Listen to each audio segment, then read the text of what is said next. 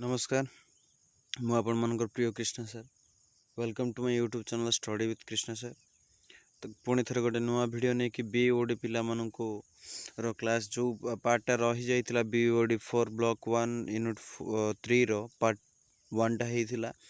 जो थरे आम आलोचना कले 1960 1980 मध्य हाँ जो विभिन्न सामाजिक राजनैतिक एवं सांस्कृतिक एवं धार्मिक पृष्ठभूमि गुड़ी को संपर्क में से समय काव्य कवितार किभली भाव में सामाजिक पृष्ठभूमि केमती थिला,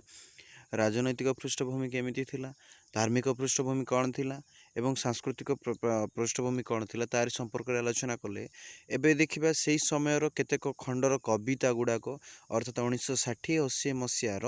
ये जो 20 वर्ष दीर्घ 20 वर्ष मध्य केउ केउ चिंता चेतना को लेकिन कविता गुड़ाक रचना होता से संपर्क में आलोचना करवा। तेबे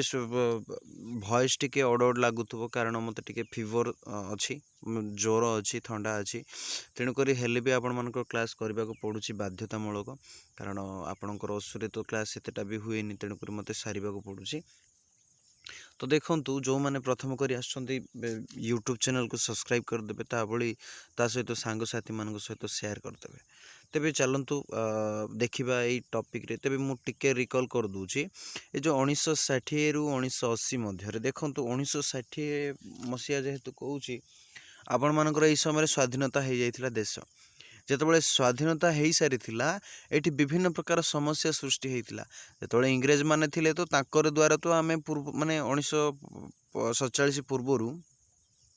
कौन होता ना इंग्रेज मान विरुद्ध में स्वर उत्तोलन करते वैप्लवात्मक चिंताधारा होता किंतु इंग्रेज माने गला पर स्वाधीनता पाइला पर आम शांति पाइने से ही असल दुख दंड से ही सृष्टि होता जहाँफल नूतन जमीदारी माने आसते से माने किभली भाव है आमको दंडित करुले सहित सरकार नूतन सरकार किभली भाव में लांछना करुला ये लोक मैंने जो थे धनिक श्रेणी माने पुंजीपति माने से भूमिका कौन थी से संपर्क में अत्यधिक माने जेतक इंग्रेज माने कर नथिले दुख दुर्दशा भारत स्वाधीनता है फल बहुत सारा दुख दुर्दशा देखी खाली दुख दुर्दशा नुह एठार किसी भल भल काम भल भल कार्य गुड़ाक तेबे यही जो समय विशेषकर नैराश्यर कथा स्वाधीनतार स्वप्न भंग लोक स्वाधीनता हेले कौन देखी माने किभली भाव में राष्ट्र को देखापी चाहूले किंतु आजिका डेट्रे एबे कौन परिस्थिति होती सेटा हूँ स्वाधीनतार स्वप्न भंग होगा से उद्देश्य कविता रचना होती से भली अतीत व परंपरा प्रति अविश्वास जितेबाला लोक स्वाधीनता पाई सारे से माने आधुनिकरण जितेबाला हो सारे से कौन अविश्वास अतीत परंपरा और प्रथा प्रति से कौन मनटा दूरे जाइछि से भली जीवन प्रति रोमांटिक और वास्तव दृष्टिभंगी ता सहित यही जीवन रे वास्तव दृष्टिभंगी को मध्य गुरुत्व दि जाइछि रोमांटिक चेतना। हाँ युद्ध परवर्ती सामाजिक और अर्थनैतिक प्रक्रिया तापर युद्ध परवर्ती रे समाज कौन होता विश्वयुद्ध जितेबाला होता द्वितीय विश्वयुद्ध तृतीय विश्वयुद्ध तो सही समय पर कौन होता समाज रे हाँ कौन होता किभली भाव में अर्थनैतिक स्थिति उपर मांदा बोले प्रभाव पड़ता तारि संपर्क मध्य कविता रचना होती से भली आवेग जर्जरित प्रेम परिवर्ते युक्तिशीलता नैराश्य बोध जितेबाला लोक कौन हुए तुच्छ मन करे निजको कौन सी दुखरे जदि से भांगी पड़े निजको से समय नैराश्य चेतना आसी थाए से भली विच्छिन्नता बोध मध्य से भली मृत्यु चेतना सर्वबले सर्व कौन हुए ना से समय मृत्यु को स्वीकार करने से माने गोटे मात्र पंथा व्यवहार करती आ तारि उद्देश्य मध्य कविता मध्य रचना होती गोटे लोकटी जीवित थाई से मृत नैराश्य जितेबाला फिल हुए से समय से भली इंद्रियतर अनुचिंता आउ रहिला यही सब विषय देखु 1960 रु 80 मसीह कौ कौ साहित्य दीर्घ 20 वर्ष क्यों माने क्यों माने चिंताधारा को लेकिन रचना करछंती सेमानक संपर्क रे आमे प्रथमे जानिबा। तेबे एही समय रे सर्वप्रथमे आस्थिले हमर सची राउतराय बुझी पारंतु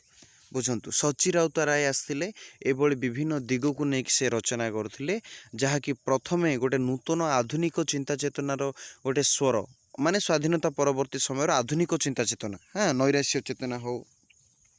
आत्म चेतना हो हाँ तापरे रहिला आमर जो वास्तविक कथा हो यही सब दिगरे प्रथम करिकी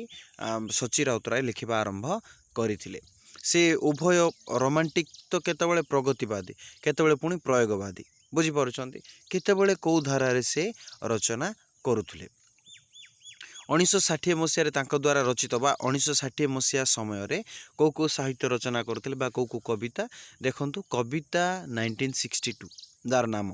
कवितार नाम ही कविता 1962 से पुणी शहीद प्रदीप्त 1965 एशियार स्वप्न 1968 कविता 1969 से भली कविता 1971 कविता 1974 एभली 60 कालर जो अनुधान करिकि से विभिन्न संकट दे गति करुवा समय को से कविता माध्यम रे रचना करिसंती विशेष करी तांको कविता रे कोन ना छंदर प्रयोग नूतन उपमा चित्रकल्प उपरे अधिक गुरुत्वारोप करिसंती नूतन छंद सहित चित्रकल्पर कथा प्रतीकर कथा को से गुरुत्व देइछन्ते मु पूर्वरु क्लास भी करि सारिछि प्रतीक प्रयोग उपरे तेणु करी आउ कहिबिनी 1958 मसीह कविंकर स्वगत कविता ग्रंथ प्रकाशित होता सन्निवेशित कविता गुड़िक कविंकर व्यक्तिकैंद्रिक भावधारा को परिचित जो 1958 मसीह जो कविता रचना करते जार नाम है स्वगत विशेषकर से कौन गोटे व्यक्तिर किभली भाव में जीवन रही से व्यक्ति कौन कौन करें तार लाइफस्टाइल कौन तारी संपर्क को नहीं से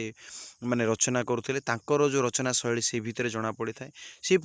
कविता 1962 वास्तव में पूर्ण उपलब्धि सांग को अस्तित्ववादी चेतना सहित अनेक यात्रा कविंकर अंधयात्रा अंतयात्रा अनेक दूर को अग्रगति कर फ्रॉयडଙ୍କ मनस्तत्व प्रभाव में कवि नारी प्रेम और यौनतार संबंध अध्ययन करी सभ्यता संस्कृति द्वारा मिसाइर उपलब्ध तेज कविता 1962 रे से फ्रॉयडଙ୍କ चिंताधारा मनस्तत्वविद ता सहित नारी एवं प्रेम और यौनतार मध्य कौन विभिन्न दिग यही सब दिग को लेकिन से कविता रचना करिसंती तेबे एई प्रकार जटिलता उपलब्धि पांडुलिपिर और भारसाम्य कवितारू ही होई स्वगत मध्य दे कविता 1960 पूर्णते तेबे ए जो नूतन चिंताधारा प्रथमे कौन करते पांडुलिपि तापर साम्य भारसाम्य तापर स्वगत एवं कविता 1960 यही सब कवितार धीरे धीरे धीरे तांका कविता को उन्नतीकरण करिसंती विभिन्न दिग देकी है कविता 1962 रो नायक जी जड़े भग्न नायक माने ता स्वप्न सर्वदा माने कौन अधूरा से भग्न नायक जहाँ पाखरे प्रेम करने को शक्ति और सामर्थ्य नहीं आधुनिक काव्य भाषा सुंदर प्रयोग और बिंब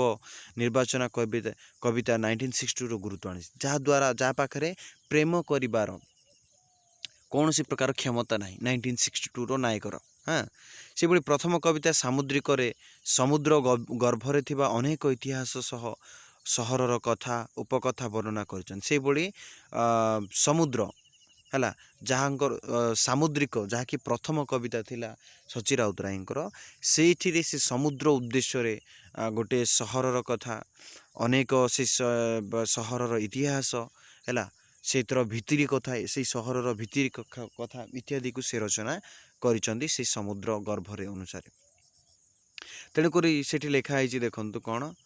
ना से सबको खाप कौं करु मापचुप निसर्ग को करु प्रत्याहित हिक निज लौकिक आउ खंकड़ी प्रतिमा खदु महासागर आमे सामुद्रिक केते सुंदर उदाहरण दौरान से भली कवि जीवन दृष्टि सरल लेखार गति करना प्रत्येक मुहूर्त प्रत्येक अनुभव हाँ गोटे सेकेंड पिला अनुभव भिन्न भिन्न है देखा मिलूँ हाँ कवि जीवन दृष्टि सरल रेखा गति करे ना प्रत्येक मुहूर्त प्रत्येक अनुभव जीवन पाई मूल्यवान और गुरुत्वपूर्ण यह कौन फांकी दे हुए फांकवा चेष्टा कले विषाद बोधर जर्जरित होगा ही सार हुए तथापि फाल्गुनर इशारे तथापि हजिबा को इच्छा हुए देहर फूलर बास्ना पद्मतल डाक पार्थ विषाद को दूरे दिए रोमांटिक प्रवणता आच्छन्न होता है हजाए समय और अनुभव को पुणी धरी रखि था एथिपाई आवश्यक स्थले गोटे मुहूर्त जो मुहूर्त आशंका नथिबो कि नथिबो मध्य आत्मप्रवचन देखो यहाँ विषाद भाव को लेकिन कहते माने गोटे मनीष जो नैराश्य धार चिंताधारा आसीज ता मनरे से किभली भाव में निजको तुच्छ मन कर संपर्क ये सुंदर भाव में एक फाल्गुन कवि माने कवितार से रचना कर मो तरुर डाले डाले फूलर इशारा जो फूल फूल को उच्चार मन मो मन मृणाल लगे पद्मतला जो पद्म ललना बुकुरे से भली कविता 1962 आउ गोटे उदाहरण मध्य दौरान ଅବନା କବିତା ପରି ଧାନର କିଆରି ହିଡ଼ର ମାତ୍ରା ବା ସବୁ ଯାଉଅଛି ଭାଜି। ସୁନ୍ଦର ସୁନ୍ଦର ଉଦାହରଣ ଦେଉଛନ୍ତି। ସେଇଭଳି ଅନେକ କଥା ଏଠି ଦେଖିବାକୁ ମିଳେ କବିତା 1962। ତାପରେ କବିତା 1962 ପରବର୍ତ୍ତୀ କବିତାରେ କବି ସଚ୍ଚିଦାନନ୍ଦ କାବ୍ୟସ୍ୱରରେ ସମାଜ ତତ୍ତ୍ୱ, ବାମପନ୍ଥୀ ରାଜନୈତିକ ଆଦର୍ଶ, ବିଦ୍ରୋହର ସ୍ୱର ଉଭାଇଛନ୍ତି। ତାପରେ 1962 ବା 60ରେ ଅନ୍ୟ ଏକ ଚିନ୍ତାଧାରା ଗୁଡ଼ାକୁ ନେଇକି ମଧ୍ୟ ସେ ରଚନା କରୁଛନ୍ତି। ଖାଲି ପ୍ରେମ ତତ୍ତ୍ୱ କିମ୍ବା ଯେଉଁ ବିଷାଦ ତତ୍ତ୍ୱକୁ ନେଇକି ରଚନା କରୁଛନ୍ତି ତାହା ନୁହଁ। ସେସବୁ ସମାଜ ତତ୍ତ୍ୱ, ବାମପନ୍ଥୀ ରାଜନୈତିକ ଆଦର୍ଶ ଓ ବିଦ୍ରୋହର ସ୍ୱର ମଧ୍ୟ ତାଙ୍କ କବିତାରେ ଦେଖିବାକୁ ମିଳିବ। କାବ୍ୟ ନାୟକ ପାଇଁ ସମୟ ଗୁରୁତ୍ୱପୂର୍ଣ୍ଣ। ମୁହୂର୍ତ୍ତକ ସମୟ ମଧ୍ୟ ତା ହାତ ଛଡ଼ା କରିବାକୁ ନାହିଁ। ନିଜ ସ୍ଥିତିକୁ ସେ ଖୋଜୁଛି। ବିଭିନ୍ନ ମଧ୍ୟରେ ହୋଇପାରେ, ଯେମିତିକି ସମୁଦ୍ର, ସହର, ଶ୍ରାବଣ, ଶ୍ରାଦ୍ଧ ସଭା, ମହୁମାଛିର ଗୁଣୁଗୁଣୁ, କ୍ଷୋଭ, କ୍ରୋଧା, ପୂର୍ଣ୍ଣିମାର ମହାନଦୀ କୂଳ, ଏଭଳି ବିଭିନ୍ନ କ'ଣ କହିପାରିବା ଉପାଦାନ ଗୁଡ଼ିକୁ ନେଇକି ସେ କବିତା ମାଧ୍ୟମରେ ସୁନ୍ଦର ଭାବରେ, ପ୍ରତୀକାତ୍ମକ ଭାବରେ, ଚିତ୍ରକଳ୍ପ ମାଧ୍ୟମରେ ବ୍ୟବହାର କରିକି ରଚନା କରୁଛନ୍ତି। କବିତା 1962 ପରବର୍ତ୍ତୀ ସଂକଳନ ଗୁଡ଼ିକରେ ନାମକରଣ ବର୍ଷାନୁକ୍ରମେ କରାଯାଇଛି। ଅର୍ଥାତ୍ ଏଇ କଥା ଗୋଟେ ପିଲା ଆମର ଜ୍ୟୋତି ବୋଲି ପଚାରିଥିଲେ, ସାର୍ ଏଇଟା କ'ଣ ମୁଁ ବୁଝିପାରୁନି। ତେବେ ବିଶେଷ କରି ବର୍ଷର ଅନୁସାରେ କବିତାର ନାମକରଣ କରାଯାଇଛି। ଯେମିତି କବିତା 1962, କବିତା 1969, କବିତା 1971, କବିତା 1974, ଏଭଳି ବୁଝିପାରିଲେ। ଏଭଳି ସେମିତି କବିତା 1960ର ମୁଖବନ୍ଧ ଓ ସାହିତ୍ୟ ବିଚାର ମୂଲ୍ୟବୋଧ ପୁସ୍ତକରେ ଅସ୍ତିତ୍ୱ ସମ୍ପର୍କରେ ଅନେକ କଥା ଆଲୋଚନା କରିଛନ୍ତି। ଅସ୍ତିତ୍ୱବାଦ କଥା, ଯେମିତି ସ୍ଥିତିବାଦ,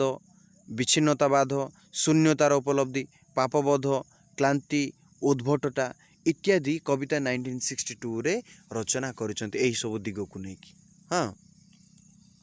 ସେମିତି ଅବକ୍ଷୟର ଚିତ୍ର ମଧ୍ୟ ମୁକାବିଲା କବିତାରେ ସେ ରଚନା କରିଛନ୍ତି। ମାନେ ଗୋଟେ ଯେମିତିକି ଗୋଟେ ଜଣଙ୍କର କ୍ଷତି ଘଟିଥିବ, ଅବକ୍ଷୟ ମାନେ ପ୍ରାକୃତିକ ବିପର୍ଯ୍ୟୟ ଦ୍ୱାରା, ଯେମିତିକି ଭୁଷୁଡ଼ି ପଡ଼ୁଛି ତରୁଣ ଚୂଡ଼ା ବିଡ଼ମ୍ବନାରେ ଚାପେ, ହତାଶ ବେକାରୀ ଅଭାବ ଯେ ତାକୁ ଶୂନ୍ୟବାଦର ଖାପେ, ଠେଲି ଦିଏ ଅଜାଣତେ ତରୁଣ କରିଛି ଶୂନ୍ୟ ସାଧନା ଖୋଲାଖୋଲି ରାଜପଥେ, ଯୌନ କ୍ରିୟାରେ ଖୋଜି ନିରାତ୍ମା କାବ୍ୟରେ ଲୋକେ ସତେ, ମାଦକ ବିଶ୍ୱେ ହଜାଇ ସତ୍ତା ଆତ୍ମବିରୋଧ ଯେତେ। ଏଇଟା ଗୋଟେ ଲୋକ ଯେମିତି ଗୋଟେ ପ୍ରାକୃତିକ ବିପର୍ଯ୍ୟୟ ଦ୍ୱାରା ଯେମିତି ଜଣଙ୍କର ଘର ଭୁଷୁଡ଼ିଯାଏ ବା ଭାଙ୍ଗିଯାଏ, ଠିକ୍ ସେମିତି ଗୋଟେ ଲୋକର ଜୀବନ କିଭଳି ଭାବରେ ଏ ନିଶାମୁକ୍ତ ଦ୍ୱାରା ଲୋକ ଆଜି କିଭଳି ଭାବରେ ଭୁଷୁଡ଼ି ପଡ଼ୁଛନ୍ତି। ବୁଝିପାରୁଛନ୍ତି କେଉଁଭଳି ଭାବରେ କେଉଁ ଚିନ୍ତା ଚେତନାକୁ ନେଇକି ସେ ରଚନା କରୁଛନ୍ତି। ତେବେ ମୁଁ ଏଇଟା ବହୁତ ସମୟ ବେଶୀ କରି ପଢ଼ିବି ନାହିଁ, କେବଳ ଆପଣମାନଙ୍କୁ ଟିକେ କରି କହିବି। କାରଣ ମୋ ଦେହଟା ଟିକେ ଖରାପ, ଆପଣମାନେ ନିଜେ ପଢ଼ିଦେବେ। ବୁଝିପାରିଲେ ନା କେମିତି କ'ଣ ଅଛି ହେଲା। ତାପରେ ଆଉ ଜଣଙ୍କର କଥା ଆମେ ଚିନ୍ତା କରିବା, ଗୁରୁପ୍ରସାଦ ମହାନ୍ତି। ଗୁରୁପ୍ରସାଦ ମହାନ୍ତି ମଧ୍ୟ ଜଣେ ରୋମାଣ୍ଟିକ୍ କବି ଭାବେ ବେଶ୍ ପରିଚିତ, ଯାହାଙ୍କର ସମୟସୀମା ହେଉଛି ମାନେ ସେ ବେଶ୍ ମାନେ ସେଇ ସମୟରେ ସାହିତ୍ୟକୁ ଆସିଥିଲେ, ଯାହାକି 1939ରୁ 40 ମସିହାରେ ସେ କବିତା ବା ଏଇ ଲେଖକ ଜୀବନୀରେ ଆରମ୍ଭ କରିଥିଲେ ତାଙ୍କ ସାହିତ୍ୟ। ସହକାର ଓ ଉତ୍କଳ ପତ୍ରିକାରେ ତାଙ୍କ କବିତା ପ୍ରକାଶ ପାଏ। ବିଶେଷ କରି ତାଙ୍କ କବିତା ଗୁଡ଼ାକ ସହକାର ଏବଂ ଉତ୍କଳ ସାହିତ୍ୟରେ ପ୍ରକାଶ ପାଇଥାଏ। ପ୍ରଥମ ବିଶ୍ୱଯୁଦ୍ଧ ଓ ଭାରତୀୟ ସ୍ୱାଧୀନତା ସଂଗ୍ରାମର ଅହିଂସା ଆନ୍ଦୋଳନ ସବୁଜ ଗୋଷ୍ଠୀ କବିତାରେ ଯେଉଁ ନିରପେକ୍ଷ ସ୍ୱର ପ୍ରକାଶ ପାଇଥିଲା। ଦ୍ୱିତୀୟ ବିଶ୍ୱଯୁଦ୍ଧ ଆରମ୍ଭରେ ଗୁରୁପ୍ରସାଦଙ୍କ ସେଦିନ, ସପନ ତର୍ପଣୀ, ଅପରାଜିତ, ଅସ୍ତରାଗ ପ୍ରମୁଖ କବିତାଟି କେତୋଟି ଦେଖିବାକୁ ମିଳୁଥିଲା। ତେବେ ସେ ବିଶେଷ କରି କ'ଣ ନା ସବୁଜ ଗୋଷ୍ଠୀର କବି ଭାବରେ ପ୍ରକାଶିତ ମାନେ ସ୍ଥାନ ପାଇଥିଲେ। ତ ସେ କ'ଣ ପ୍ରଥମ ବିଶ୍ୱଯୁଦ୍ଧ ପରବର୍ତ୍ତୀରୁ ଗୋଟେ ପ୍ରକାର ଚିନ୍ତାଧାରା ଅହିଂସା ବିଭିନ୍ନ ସ୍ୱାଧୀନତା ଦୃଷ୍ଟିକୁ ନେଇକି ରଚନା କରୁଥିଲେ, କିନ୍ତୁ ଦ୍ୱିତୀୟ ବିଶ୍ୱଯୁଦ୍ଧ ବେଳକୁ ସେ ରଚନାର ସ୍ୱରକୁ ପରିବର୍ତ୍ତନ କରିକି ସେ ତାଙ୍କ ଯେଉଁ ରଚନା ରହିଥିଲା ସେଦିନ, ସପନ ତରୀ, ଏଇସବୁ ଦିଗକୁ ନେଇ ମାନେ ଏଇସବୁ କାହାଣୀ ବିଭିନ୍ନ ଚିନ୍ତା ଚେତନାକୁ ନେଇକି ସେ ରଚନା କରୁଥିଲେ ହେଲା। 1948ରୁ 1955 ମସିହାରେ ମଧ୍ୟରେ ଲେଖିଥିବା କବିତା ଗୁଡ଼ିକ ନୂତନ କବିତା ନାମରେ 1985 ମସିହାରେ ସଂକଳନ କରୁଛନ୍ତି। ତେବେ ସେ ଯେଉଁ 1948ରୁ 1955 ଦୀର୍ଘ 7 ବର୍ଷ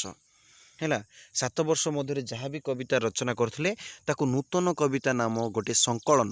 ହେଲା, ଗୋଟିଏ ପୁସ୍ତକରେ ହିଁ ସେ ପ୍ରକାଶିତ କରାଯାଇଥିଲା। ତେବେ ସେ କବିତାର ମୁଖବନ୍ଧରେ ସଂକଳିତ ଗୁଡ଼ିକୁ ନିମ୍ନତ ପ୍ରଦାନ ଭାବରେ ମାନେ କ'ଣ ପ୍ରଦତ୍ତ କରିଛନ୍ତି। ମାନ୍ୟବର ମନ୍ତବ୍ୟ ଗୁରୁପ୍ରସାଦଙ୍କ ଚିନ୍ତା ସମ୍ପର୍କରେ ଏହା ପୂରଣ। ତେବେ ସେ ଯେଉଁ ମୁଖବନ୍ଧ ଲେଖାଯାଇଥାଏ କବିତାର ମାନେ ଉଦ୍ଦେଶ୍ୟଟା, ସେ କ'ଣ ଲେଖିଛନ୍ତି ଦେଖନ୍ତୁ ଏଠି। এই ସବୁ କବିତାର ପ୍ରଥମେ ପୃଥିବୀ ମହାଯୁଦ୍ଧ ପରି ଓ ୟୁରୋପୀୟ କାବ୍ୟଚେତନା ଧୂସର ଓ ବିଷର୍ଣ୍ଣ ଅଭିମୁଖ୍ୟଟି ଅତି ସଚ୍ଚୋଟ ଭାବେ ଉପସ୍ଥିତ ହୋଇଛି। ତେବେ ସେ ମୁଖବନ୍ଧରେ ଲେଖିଛନ୍ତି ଯେତକ ବି ଏଇ ଯେଉଁ କବିତା 7 ବର୍ଷରେ ଯାହା ବି କବିତା ମୁଁ ଲେଖିଛି ବିଶେଷ କରି ଏଠି କ'ଣ ହେବ ୟୁରୋପୀୟ କାବ୍ୟଚେତନା ତା ସହିତ ବିଷର୍ଣ୍ଣ ଆଭିମୁଖ୍ୟଟି ଏଥିରେ ଦେଖିବାକୁ ମିଳିବ। ଟି.ଏସ୍. ଇଲିୟଟଙ୍କ କବି ୟେଟ୍ସ ଆଦିଙ୍କ କବିତାର ଯୁଦ୍ଧାୟତ କାବ୍ୟ ମାନସର ପ୍ରତିକ୍ରିୟା ପ୍ରେମର ମିଳନ ଆକୃତି ମୌଳିକ ଆଙ୍ଗିକ ପରୀକ୍ଷା ମଧ୍ୟରେ ଏସବୁ ରହିପାରିବ। ମାନେ ସେମାନଙ୍କର ଯେଉଁ ପାଶ୍ଚାତ୍ୟ ଚିନ୍ତାଧାରାର ଯେଉଁ ଲେଖକଙ୍କ ଦ୍ୱାରା ଯେଉଁ ସବୁ କାବ୍ୟିକ ଆଙ୍ଗିକ ଗୁଡ଼ାକ ପ୍ରକାଶିତ ହୋଇଛି ସେମାନଙ୍କର ଆଙ୍ଗିକ ଦିଗ ମଧ୍ୟ ଏହି ସବୁ ସଂକଳନରେ ବା ଏହିସବୁ କବିତାରେ ଦେଖିବାକୁ ମିଳିବ। ନୂତନ କବିତା ସଂକଳନରେ 1960 ମସିହାରେ ପ୍ରକାଶିତ ପାଇଥିବା କାଳପୁରୁଷରେ ବିଂଶ ଶତାବ୍ଦୀର ଅବକ୍ଷୟ ଆଧୁନିକ ଜୀବନରେ କାବ୍ୟିକ ଉପଲବ୍ଧି ଅତିମାତ୍ରା ବଳିଷ୍ଠ। ତେବେ ତାଙ୍କ ଦ୍ୱାରା ରଚିତ କାଳପୁରୁଷ କବିତାଟି ବିଂଶ ଶତକର ଅବକ୍ଷୟର ଚିତ୍ର ଯେଉଁ ବିଭିନ୍ନ ପ୍ରକାରର କ'ଣ ପ୍ରାକୃତିକ ଦୁର୍ଭିକ୍ଷ ଦ୍ୱାରା ଯେଉଁ ଅବକ୍ଷୟ ଦେଖା ଦେଇଥିଲା ବା ଇଂରେଜମାନଙ୍କ ଦ୍ୱାରା ମଧ୍ୟ ବିଭିନ୍ନ ପ୍ରକାର ଲୋକମାନେ ଯେଉଁ ହତାଶ ହୋଇଯାଇଥିଲେ ସେଇ ସବୁ ଚିତ୍ରକୁ କାଳପୁରୁଷରେ ଦେଖିବାକୁ ମିଳିବ। କାଳପୁରୁଷ 1960 ମସିହାରେ ତ୍ରୈମାସିକ ପ୍ରଜ୍ଞାରେ ପ୍ରକାଶ ପାଇଥିଲା। ତେବେ ଏଇ ଯେଉଁ କାଳପୁରୁଷ କବିତାଟି 1960 ମସିହାରେ ବୁଝିପାରିଲେ 1960 ମସିହାରେ ପ୍ରଜ୍ଞା ନାମକ ଗୋଟିଏ ପତ୍ରିକାରେ ପ୍ରକାଶ ପାଇଥିଲା। ପ୍ରତ୍ୟେକ ବିଭାଗ ପୁଣି 2 ଭାଗରେ ବିଭକ୍ତ। ତେବେ ଯେଉଁ 5ଟି ବିଭାଗରେ ବିଭକ୍ତିକୃତ 5 ପ୍ରକାର ଅନୁଭୂତିର ସମାରୋହ। ତେବେ ଏଇ ଯେଉଁ କାଳପୁରୁଷଟି 5 ଗୋଟି ଅଧ୍ୟାୟରେ ବା ବିଭାଗରେ କ'ଣ ପର୍ଯ୍ୟାବୃତ ହୋଇଛି। ସେଭଳି ପ୍ରତ୍ୟେକ ବିଭାଗ ପୁଣି 2 ଭାଗରେ ଅର୍ଥାତ୍ ଏଇ ଯେଉଁ କାଳପୁରୁଷ ତ 5 ଭାଗରେ ବିଭକ୍ତ ହୋଇଛି ସେଇ ଭାଗକୁ ପୁଣି 2 ଭାଗରେ ଅର୍ଥାତ୍ ଆମେ କହିପାରିବା ସର୍ବମୋଟ କାଳପୁରୁଷଟି 10ଟି ଭାଗରେ ବିଭକ୍ତ ହୋଇଛି। କିନ୍ତୁ ଟୋଟାଲି ଭାଗ ଅନୁସାରେ 5 କିନ୍ତୁ ସେଇ ଗୋଟିଏ ଭାଗ ମଧ୍ୟ 2 ଭାଗରେ ବିଭକ୍ତ ହୋଇଛି। ବୁଝିପାରିଲେ ପ୍ରତ୍ୟେକ ଗୋଟିଏ ଶାରୀରିକ ଅପରଟି ମାନସିକ ଗୋଟିଏ ହେଉଛି ଶାରୀରିକ ଚେତନା ହେଲା ବେଳକୁ ଅନ୍ୟଟି ମାନସିକ ଚେତନାକୁ ନେଇକି ରଚନା କରୁଛନ୍ତି। ସାମାଜିକ ସମ୍ପର୍କ ଓ ଦୈହିକ ପ୍ରେମ ଶାରୀରିକ ପର୍ଯ୍ୟାୟ ମୃତ୍ୟୁ ଚେତନା ଓ ସମୟ ଚେତନା ପାପବୋଧ ନିସଙ୍ଗତା ଓ ସ୍ଥିରତା ହେଉଛି ମାନସିକ ଚେତନା। ଦେଖନ୍ତୁ ସାମାଜିକ ସମ୍ପର୍କ ଏଇ ସମାଜରେ ଯେଉଁ ଆମେ ବିଭିନ୍ନ ଦାଦା ଖୁଡ଼ି ମଉସା ମାଉସୀ ସ୍ତ୍ରୀ ପିଲା ଛୁଆ ଏଇ ଯେଉଁ ବିଭିନ୍ନ ସମ୍ପର୍କକୁ ନେଉଛେ ଏବଂ ଦୈହିକ ଓ ପ୍ରେମ ସମ୍ପର୍କ ଯେଉଁ ବିଭିନ୍ନ ଆମ ଆଳାପ ବାର୍ତ୍ତାଳାପ କରୁଛେ ସିଏ ପଳେଇବ ଆମର ଶାରୀରିକ ଉପରେ ଯାହା ଶରୀର ଅନୁଭବ କରିବ। ବୁଝିଲେ ସିଏ ଯିବ ଶାରୀରିକ। ମାନସିକ କହିଲେ କିଭଳି ନିସଙ୍ଗତ ପ୍ରେମର ବିଚ୍ଛେଦ ତା ସହିତ ପାଇବାର ପ୍ରତାରଣା ତା ସହିତ ଗୋଟେ ପ୍ରେମରେ ପ୍ରତାରଣା ନିସଙ୍ଗତା ଅସ୍ଥିରତା ଯେଉଁ ବିଭିନ୍ନ ଚିନ୍ତାଧାରା ଆତ୍ମିକ ଦିଗ ଗୁଡ଼ାକ ପଳେଇବ ଇଏ ଆମର ମାନସିକ ଦିଗରେ। ବୁଝିପାରିଲେ ଏଭଳି ଭାବରେ ସେ ଲେଖୁଛନ୍ତି। ତାଙ୍କ ଦ୍ୱାରା ବିଭିନ୍ନ କବିତା ଗୁଡ଼ିକ ଏଠି ଦେଖିବାକୁ ମିଳିବ। ଯେମିତିକି ଦେଖନ୍ତୁ ମୁଁ କହିଲି ଭଲ ପାଅ ମୁଁ କହିଲି ଭଲ ପାଅ ପଲ ପାଅ ମୁଁ ଶୁଣିଲି କାନରେ ମୋ ହାଡ଼ ଆଉ ମାଂସର ସ୍ପନ୍ଦନ ମୁଁ ଦେଖିଲି ବାମ ଅଙ୍ଗ ପଙ୍ଗୁ ମୋର ବର୍ଣ୍ଣ ମୋର ଈଷତ ପିଙ୍ଗଳ। ଏଠାରେ ପ୍ରେମ ଏଠାରେ ମୃତ୍ୟୁର ପ୍ରତିରୂପ। ମାନେ ଯେତେବେଳେ ଗୋଟେ ମଣିଷ ଭଲ ପାଇବ ସିଏ ତାର ମୃତ୍ୟୁକୁ ସ୍ୱୀକାର କରିବ। ହୁଏତ ସକ୍ସେସ୍ ହେଲା ମାନେ ତ ତାର ପ୍ରେମଟା କ'ଣ ଉଛୁଳିଲା ଯଦି ସକ୍ସେସଫୁଲ୍ ନ ହେଲା ତାହେଲେ ସେ କ'ଣ ମୃତ୍ୟୁ ଚେତନାକୁ କ'ଣ କରିବ ଡାକି ନେବ। ଏଇଭଳି ଉଦ୍ଦେଶ୍ୟରେ ଏଇଠି ବର୍ଣ୍ଣନା କରୁଛନ୍ତି। ସେଇଭଳି ଇଏ ତ ଗଲା ପ୍ରଥମ ଭାଗରେ। ଦ୍ୱିତୀୟ ଭାଗରେ କ'ଣ କରୁଛନ୍ତି ଦେଖନ୍ତୁ ମାନସିକ ଚେତନାରେ ଏ ବର୍ଷରେ ଆଶା ଅଛି ଆଶୀର୍ବାଦ ଅଛି ସ୍ୱାସ୍ଥ୍ୟ ନୈରୋଗ୍ୟ ବିଶ୍ରାମ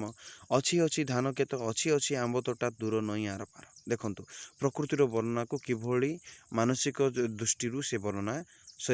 ଆମର ଶାରୀରିକ ଦୃଷ୍ଟିରୁ କିଭଳି ଭାବରେ ବର୍ଣ୍ଣନା କରୁଛନ୍ତି। ବୁଝିପାରିଲେ ଏଇଟା ଏଇଭଳି ଭାବରେ ଦେଖିବାକୁ ମିଳିବ। ସେଭଳି ତୃତୀୟ ବିଭାଗରେ ସେ କ'ଣ ଲେଖୁଛନ୍ତି ମୃତ୍ୟୁର ଅନୁଭବ। ଯେଉଁ 3ଟି ବିଭାଗ ଯେଉଁ ରହୁଛି 5ଟି ଭାଗ ସେଥିରୁ ତୃତୀୟ ବିଭାଗରେ ସେ କ'ଣ ଲେଖୁଛନ୍ତି ମୃତ୍ୟୁର ଅନୁଭବକୁ ନେଇକି 2ଟି ପର୍ଯ୍ୟାୟରେ ନେଇକି ରଚନା କରୁଛନ୍ତି। 2ଟି ପର୍ଯ୍ୟାୟ ଯେମିତି ମୃତ୍ୟୁ ତାର ସ୍ଥିତିକୁ ଜାହିର କରିବାକୁ ପ୍ରେମ ଆଶ୍ରା ଭାବରେ ଗ୍ରହଣ କରୁଛି। ଏହି ପର୍ଯ୍ୟାୟରେ ମୃତ୍ୟୁ ନିଜସ୍ୱ ପରିଶ୍ରମ ମଧ୍ୟରେ ସାମାଜିକ ସ୍ୱୀକୃତି ମାଧ୍ୟମରେ ନିଜକୁ ପ୍ରତିଷ୍ଠା କରୁଛି। ଜୀବନ ଉପରେ ମୃତ୍ୟୁର ନିମନ୍ତ୍ରଣ କିଭଳି ପ୍ରକାଶ ପାଇଛି ତାହା ଏହି କବିତା ମାଧ୍ୟମରେ ଆମେ ଜାଣିପାରିବା। ଦେଖନ୍ତୁ ପ୍ରଥମେ ଦାହ କ୍ରିୟାରେ କାଠ ଆସି ନଦା ହେଲା ତା ଉପରେ ଠିକ୍ ଘଣ୍ଟାକ ଭିତରେ ରମୁର କ୍ୟାଲିକୋ ଧୋତି ଜଳିଗଲା ପଡ଼ିଗଲା ଫ୍ରେଞ୍ଚ କୋଟ୍ ନିଶ। ସେମିତି ସୁଧ କ୍ରିୟାରେ ଲେଖୁଛନ୍ତି पंचपुष्प अमृतरे एकादश दिन द्विपहरे अस्थिरता अणाई पोता है प्रेत पुरुष देखु केउ भली कालपुरुषर गोटे आत्मिक दिग एवं अंगिक दिग जोटा मानसिक और शारीरिक दुईटा दिग को लेकिन से रचना करुँचे एभली भाव में विभिन्न पांचटी विभाग को लेकिन रचना कर सेमती चतुर्थ विभाग में कौन रही मृत्यु चेतनार आक्रांत मानसिक बुझिले मृत्यु चेतनार आत्मिक दिग को लेकिन से रचना करुँच से भली पंचम विभाग में कौन रोचे देखु यार आभिमुख्य हूँ जीवनर गभीरतम है गभीरतम स्तर सहित जड़ित ताहा हूँ नायकर पापबद्ध नायकर सत्ता एवं से किभली भाव गोटे नायक किभली पाप काम करुच्ची पाप काम माने तुम खराब काम बोली भावनी से प्रेम करके किभली पाप करुच्ची है से निजको किभली तुच्छ करिछि से उद्देश्य कालपुरुषर पंचम रचना होइछि बुझिपारे से भली कालपुरुष लिखा पर से अन्य कविता मध्य लिखिछन जेमति कि अक्रूर उवाच सिढ़ुआ केउ घास ओ केउ बालीचर बाबा पाई दुईटी कविता ये दुई भागर विभक्त प्रथम और द्वितीय से भली मृत्यु गंगाधर मेहर को उत्सर्ग कर से लिखिछन मृत्यु विशन महांती संजय और धृष्टराष्ट्र संवाद लैंडस्केप निद क्रिस्मा जन्मदिन एमरजेंसी ये मध्य प्रथम द्वितीय भाग सेमती लैंडस्केप मध्य प्रथम द्वितीय तृतीय भाग आउ मृत्यु गोटे मृत्युर परे परे ये मध्य द्वितीय भाग एभली अनेक कथा जमती रही अक्रूर उवाचरे मुख्यतः सेठी शारीरिक और मानसिक नैराश्य चिंताजनित कारण गुड़ाक रचना हुए जन्म व जरा व मृत्युर क्लांति जन्म जरा व मृत्युर क्लांति जहाद्वारा मानवर आत्म अहरह पीड़ित पुणी एथिरु मुक्ति पाइबार तीव्र अभिलाष जमतीक पौराणिक बा पुराण विशिष्ट संगठन द्वारा संगठित होइछि सेई कथार से लिखुछन सेमती सिडुआरे मध्य अनुरूप भावनार रूपांतर देखा मिले बाबा पाई दुईटी कवितार मध्य मृत्यु को उपलक्ष्य करी तीनोटी पीढ़ीर संयुक्त विषय से रचना करिसंती से भली विशन महांती कवितार विशेष करी मृत्यु और पुनःजीवन अनुभव देखो ये सब मृत्यु चेतना को लेकिन रचना करुँच यही भाव में आमको देखा मिल बुझिपारे तापर एबे देखिबा आमे भानुजी राव संपर्क में देखो भानुजी राव संपर्क में से अन्य जन स्रष्टा 1960 मसीहा परवर्ती 1955 मसीह गुरुप्रसाद महांती सहित मिलित उद्यम नूतन कविता प्रकाश पाए अर्थात गुरुप्रसाद महांती और भानुजी राय मिलित उद्यम आमर कौन नूतन कविता प्रकाश पाई एथिरे 1955 रु 1973 पर्यंत दीर्घ 18 वर्ष धरी जो कविता गुड़िक रचना करथिले ताहा से 1973 मसीहा विषाद एक ऋतु संकलन पाई बुझिपारे 1955 रु 1973 मध्य दीर्घ 18 वर्ष मध्य जेतक सब कविता गुड़िक रचना करथिले ताहाकू विषाद एक ऋतु नामक कविता संकलन रे ताहा प्रकाश करथिले बुझिपारे विषाद एक ऋतुर मुख्य अनुभव थिला प्रेम अतीतर प्रेम संपर्क थिला किंतु वर्तमान से संपर्क आग काल रे प्रकृत प्रेम जमती केदार गौरी आम देखा पाउले प्रेम पाई केमती निजको दुई जन को उत्सर्गित करने को मिलूला किंतु आजिका डेट्रे आउ से प्रेम प्रेम नाही जड़े छाड़िले आउ जन पाखक पढ़ाओ हाँ एक गई तो दूसरी आएगा ये सब फर्मूला गुड़ाक फॉलो चली तो तेणुक यही चिंताधारा को लेकिन भानुजी राव बहुत सुंदर भाव में रचना करते आउ जड़े आसिले रमाकांत रथ 1960 मसीहार बहु चर्चित कवि होउछंती रमाकांत रथ है से 1962 मसीह प्रथम संकलन केते दिनर प्रकाशित पाइथिला या पर 1967 मसीह अनेक कोठरी 1971 संदिग्धा मृगया 1977 सप्तम ऋतु इत्यादि रचना करिसंती तेबे विशेष करी तांकर दुईटी दीर्घ कविता होउछि बाघ शिकार और अनंत शयन दुईटी जाकर अनेक कोठरी स्थानित तेबे ये जो बाघ शिकारी और अनंत शयनटी अनेक कोठरी कवितार बा संकलन रे स्थानित होइछि विशेष करी यार मुख्य आभिमुख्य होउछि ये जो अनेक कोठरी और बाघ शिकारी कौन देखंतु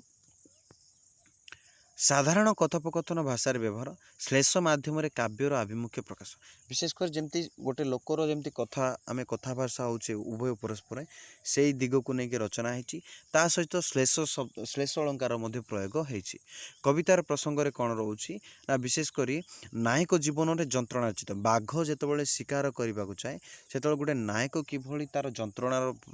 शिकार करें तार उद्देश्य यह रचना होती बुझिपारे असफलतार चक्रव्यूह मध्य निजक मुक्त करी किपरि नुआ नुआ आशा और नुआ विश्वास को नहीं पुनः प्रतिष्ठा करने ताहा उपयुक्त गुरुत्व आरोप कर गोटे मनीष बारंबार विफल होउछि विफल हेबा परे सेही रास्ता को एड़े देकी किभली सफलतार दिग को अतिक्रम करने चाहूँगी यही सब संपर्क में बाघ मध्य जेतेबेले प्रथमे हैला एठी प्रतीक भाव में बाघ को व्यवहार कराई बाघ जेतेबेले गोटे शिकार करे गोटे कौन से गोटे जंतु को प्रथमे से विफल हुए तापर रनिंग पछरे धरे जाए ये करे किते समय पर जो सक्सेस पाए से भली उद्देश्य ये से रचना करुँच साहित्य सेमती आपण मैंने सप्तम ऋतु देखिपारे संदिग्ध मृग ए सब गुड़ाक आपण निजे निजे पढ़ी बुझी पारे आउ जड़े आसिले सीताकांत महापात्र देखंतु सीताकांत महापात्र आसते 1936 मसीह द्वारा जो से 1936 आसते कि रचना दिग हूँ भिन्न भिन्न जीव तेणुक सीताकांत महापात्र अन्य जन पुरोधा थे 1960 मसीहा परवर्ती कवितार गोटे मुख्य पुरोधा भाव में 1961 मसीहा फेब्रुआरी मासर प्रज्ञा प्रथम थर पर सीताकांत केतोटी कविता प्रकाश पाई तेबे 1961 मसीह प्रथम थर कर सीताकांत महापात्र कविता प्रज्ञा जो आम पूर्व पढ़ी प्रज्ञा जो कविता पत्रिका थिला से प्रकाशित पाई है तेणु आम 60 परवर्ती कालर कवि भाव में आपको ग्रहण करवा 1980 मसीह चारोटी ग्रंथ प्रकाशित पाई 1980 1960 1980 भितर पड़ुचे तो चारोटी ग्रंथ पाई दीप्त द्यूत 1967 अष्टपदी 1967 शब्दर आकाश 1971 समुद्र 1977 चित्र नदी 1979 एभली भाव में चारि गोटी कौन 5 गोटी कहानी कविता संकलन प्रकाशित पाई प्रथम कविता दीप्त दूतर मुखबंधु जना पड़े जे विशेषकर मुखशाला लिपि भाव कवि जो आलोचना ए संजोग कर अनुभव आम जानवा हुए जे दुईटी विपरीत धर्मी अनुभूति बा मो चेतनार मौलिक स्थिति रूपे सबुबले प्रतीयमान होती से गोटे हूँ संजोग सहानुभूतिर व्याप्तिर अनुरुक्ति और अन्याय अन्नात अन्यटी हूँ बीजगर अनाशक्तिर नैराश्य देखंतु ये जो दीप्तिर मुख्य उद्देश्य बा यही साहित्य आमको देखा मिल गोटे हूँ संजोग आ गोटे हूँ बीजोग संजोग सर्वदा जोड़ा को चेष्टा करे बीजोग सर्वदा छाड़ा को चेष्टा करे यही दुईटी दिग को लेकिन से रचना कर दीप्त व दीप्ति बुझिपारे से भली दीप्त व दीप्ति मोट 47 कविता रही द्यूत व दीप्ति विशेषकर 47 कविता रही है से मनस्तात्विक चिंताधारा को लेकिन निजर चिंताधारा को लेकिन से रचना करिसेंती कविता गुड़िकर मिथ मेथोपोलॉजी शैली चित्रकल्प इत्यादि गुड़ी को देखा मिले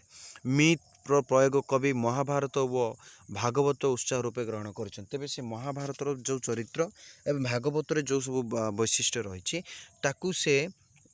मिथ आकार कौन व्यवहार करिसेंती दीप्ति व द्यूत संकलन स्थानित जरा सबरंकर संगीत दुर्योधन युधिष्ठिर बस दर्पण सूर्यास्त देखंतु ए सब कवितार ना गुड़ाक मिथ माध्यम किभली भाव में प्रयोग कर से बस दर्पण रे सूर्यास्त ये एक श्रीमद् भागवत गीतार अर्जुनकर विश्व रूप समर्थन दे जो बस दर्पण रे सूर्यास्तटी मिथ माध्यम अर्जुनकर जमती विश्व रूप दर्शन कराई श्रीमद् भागवत रे तारी संपर्क एठी वर्णना करुचंती हाँ एभली भाव में साहित्य देखा कविता गुड़िक देखा मिले आउ जनक संपर्क में आम आलोचना देखो पिला मुझे स्क्रोल डाउन कर दूचे आपण मैंने दया करिकी निजे निजे पढ़ीदेवे मो देह भल ना आउ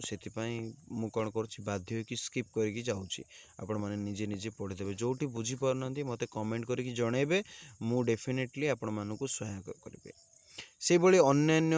जो माने आसिले विशेषकर अन्यतम जो लेखक मैंने आसिले माने यही सब 1960 रु 1980 मसीह जो सब साहित्य गुड़ाक आमर देखा मिलूला बा कविता गुड़िक से हरिहर मिश्रंकर शंखनाभी 1973 रे, अक्षम देवता 1978 रे, बंशीधर षडंगींकर समय असमय 1977 रे, फनी महांतींकर मानचित्र 1973 रे, ब्रह्मत्री महांतींकर अवतरण 1977 रे, प्रतिभा शतपथींकर ग्रस्त समय 1974 रे, साहाड़ा सुंदरी 1978 रे, नियत वसुधा 1980 रे, नित्यानंद नायकंकर विदर्णी मोराल 1977 रे, प्रमोद महांतींकर क्रमश 1967 रे, मनोरमा विश्वाल महापात्रंकर किशलय 1963 रे, बतत्री 1966 रे, फूल फुटार मुहूर्त 1979 रे, श्रुति श्रावण व प्रतिबिंब 1978 रे, सतीलग्न 1979 रे और हरप्रसाद दासंकर आलोकित पुनर्वास 1970 इत्यादि यही समय 1960 रु 1980 मसीह रचना देहिथिला। तो यही सब दिग को गोटे हूँ